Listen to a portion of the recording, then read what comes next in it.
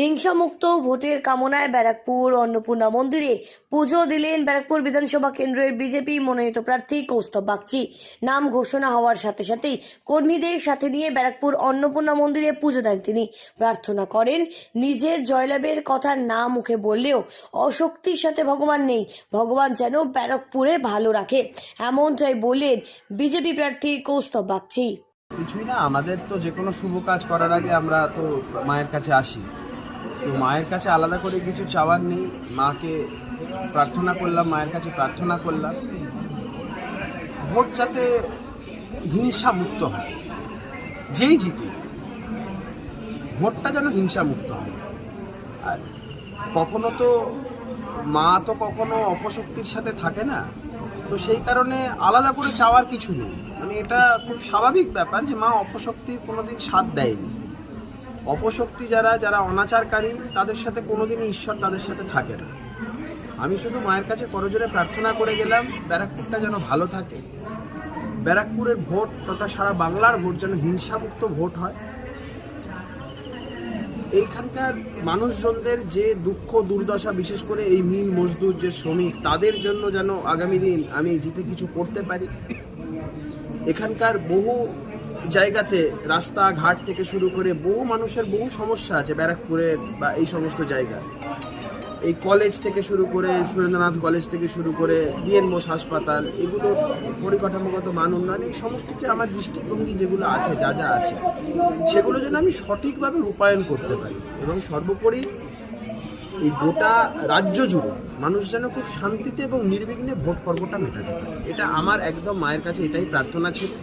বাদবাকিটা আমি আবারও বলছি, ঈশ্বর বা ওপরওয়ালা কোনোদিন অপশক্তি বা অনাচারকারী শক্তির সাথে কোনোদিন থাকে, তাই সেটা আলাদা করে চাওয়ার কিছু নেই। আমি মায়ের কাছে শুধু এটুকুই বলেছি, মা তুমি আমাকে দেখো। ব্যারাকপুর মানেই বোমা গুলির ব্যারাকপুর, ক্রিমিনালদের ব্যারাকপুর, আদতে তো সেটা নয়। ব্যারাকপুর রাষ্ট্রগুরু সুরেন্দ্রনাথ বন্দ্যোপাধ্যায়ের ব্যারাকপুর, ব্যারাকপুর শহীদ মঙ্গল পাণ্ডের ব্যারাকপুর। এর পাশাপাশি ব্যারাকপুরে শিল্প, শিক্ষা সহ পর্যটন কেন্দ্র গড়ে তোলার ক্ষেত্রেও সরব হবেন বলেও জানিয়েছেন তিনি, যা এই ব্যারাকপুরের আর্থ-সামাজিক উন্নয়নে গুরুত্বপূর্ণ ভূমিকা পালন করবে। একটা সুন্দর এবং সুস্থ ব্যারাকপুর আমাদের করে তুলতে হবে। আমি এই কথাটা আমি একাধিকবার বলেছি যে ব্যারাকপুর মানেই বাইরের লোকের একটা ধারণা এখানে শুধু বোমগুলি চলে। ব্যারাকপুর মানেই বোমগুলির ব্যারাকপুর, ক্রিমিনালদের ব্যারাকপুর।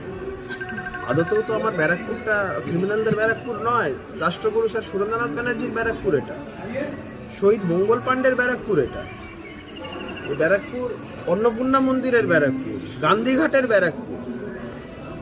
তো আমাদের ব্যারাকপুরের হৃত গৌরবটাকে ফিরিয়ে আনতে এবং বিশেষ করে ব্যারাকপুরের যে আমি যে শিল্প সম্ভাবনা, সেটা তো অলরেডি কলকারখানা এই বিষয়গুলো যেমন আছে, সাথে সাথে ব্যারাকপুরের পর্যটনকে ঘিরে যে একটা ভালো মতন যে সম্ভাবনা আছে, যেটা কখনো এক্সপ্লোর হয়নি, এই অন্নপূর্ণা মন্দির থেকে শুরু করে যেই জায়গা যেগুলো আছে আমাদের, গান্ধীঘাট থেকে শুরু করে বিস্তীর্ণ জায়গা, যেটা পর্যটনের ক্ষেত্রে একটা বড় একটা ওয়াইড অ্যাঙ্গেল আছে, যেটা কখনো এক্সপ্লোর হয়নি। এবং এটা এই ব্যারাকপুর বিধানসভার ক্ষেত্রে আর্থসামাজিক পরিস্থিতি ডেভেলপমেন্টের ক্ষেত্রে একটা বড় ভূমিকা নিতে পারে। তো এগুলো আমার চিন্তাভাবনার মধ্যে আছে এবং এগুলো আমরা সবাইকে সাথে নিয়ে করব।